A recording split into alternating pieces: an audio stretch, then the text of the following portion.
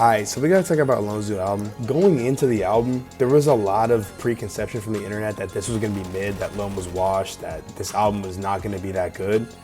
And honestly, I didn't really understand why people thought that way at first, because when I heard Love For You, I thought it was a pretty good song. Like, I was like, alright, bet this album's gonna be pretty fire. I like the vibe he was going for, all that. But I don't know, I just think people had really big expectations for what Lone was gonna produce. And I think a big part of that is because, like, he's so closely affiliated with Ken Carson because they're both in the Opium label and they came up at the same time. And A Great Chaos was just so good that, like, people are already saying that A Great Chaos wiped all of Lone's discography. So going into this album, people are already going to compare this album to A Great Chaos and see if Lone was able to live up to, like, the hype of, like, being, you know, maybe like the best artist in Opium. Like, I don't know, like, low-key I was like, alright, maybe he might come out better than Ken Carson. Spoiler alert, he didn't, but I thought the album was pretty good. Like, before I get into, like, what everybody's been saying, like, after listening to the album, like, everybody's opinions and shit and kind of what the internet's been talking about, I kind of want to give my own take.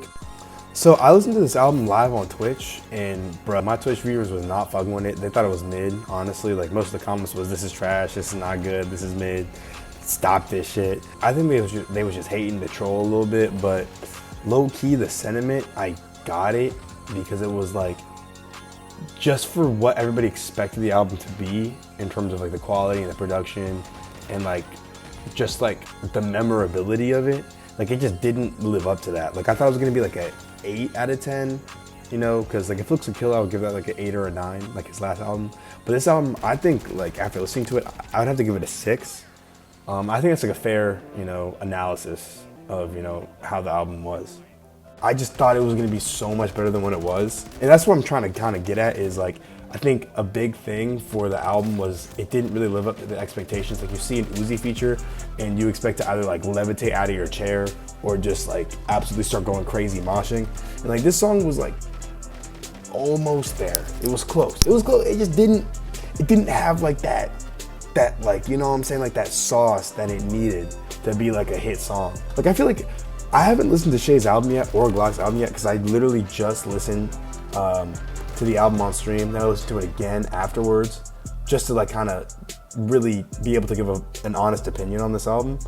But, like, from what I've been seeing about Shay's album and Glock's album is people are way more hype about it. And see, I don't know if that's because, like, niggas already thought Lone was washed and this album kind of, like, confirmed it from, like, the people that wasn't fucking with Lone. Just the amount of hype I've been seeing from Shay's album alone is so much bigger than, like, any of the activity I've seen on Lone's album. Even though Lone's a bigger artist, like, Lone might be getting more coverage, but, like, I think that's kind of interesting. But yeah, man, we gotta get right into people's opinions because, bruh, it was kind of crazy.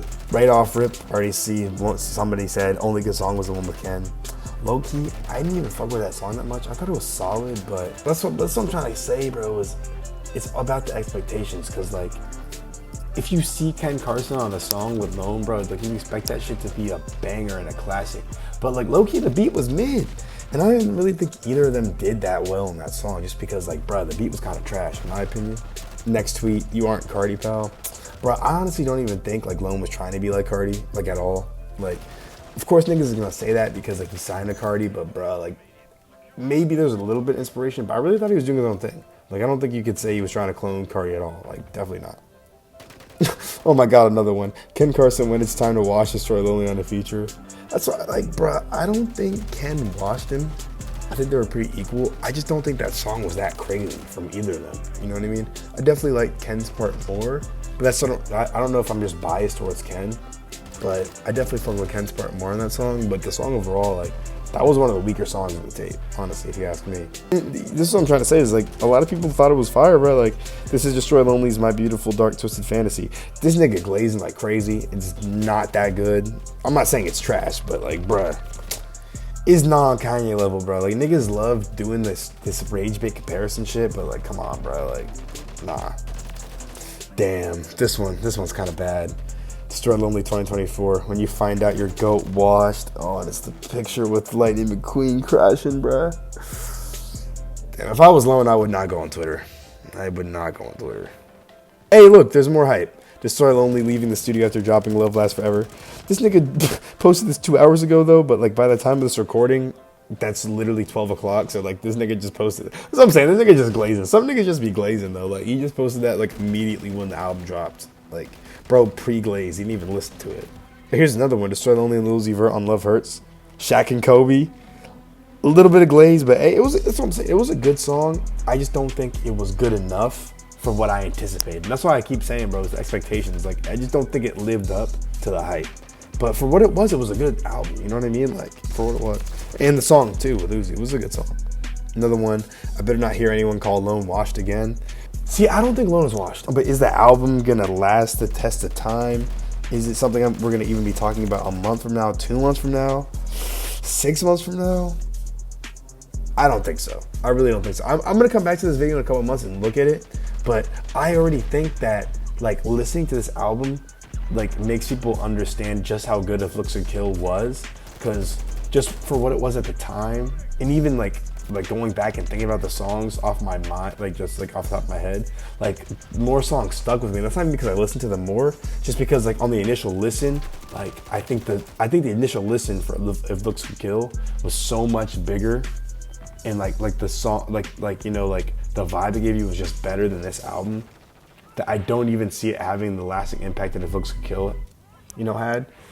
But who's to say? I don't know. Like, I think Lone is a really good artist. I think he has a lot of potential to, you know, keep making good albums. I just don't think this one was better than his last album in terms of production quality, flows, melodies, hits, misses. Like, song for song, If Looks Could Kill beat it. Great Chaos definitely wipes, I'm gonna be honest. But it was a good album. So I think people are being too harsh because, like, they're not taking it for what it is. And it's just like, Lone just wanted to share some new music. And, you know, I fuck with that. You know what I'm saying? Like, it had some solid songs. It had some songs I want to add to my playlist. It was a banger all around. Or it had some vibes, you know. It was a good all around song. I would give it a 6 out of 10 in terms of a rating, which I think is fair. I think it's a fair rating. If Looks Could Kill was like an 8 or 9, this is probably a 6. But yeah, y'all gotta let me know in the comments what y'all think about Lone's new tape. Was it good? Was it mid? Did it live up to the expectations? Was it, you know, lackluster? Like, what do y'all think for real? Appreciate y'all boys listening to the end of the video. If you got this far, make sure to like, comment, and subscribe if you want to see more shit like this. I'm gonna be doing a lot of content, a lot of interactive content too. I got an Instagram page where, you know, I promote artists, upcoming artists. You know, so like I do a lot of events. I'll be doing song wars, lots of stuff like that. Appreciate you guys. Y'all stay up. Catch you in the next video. Peace.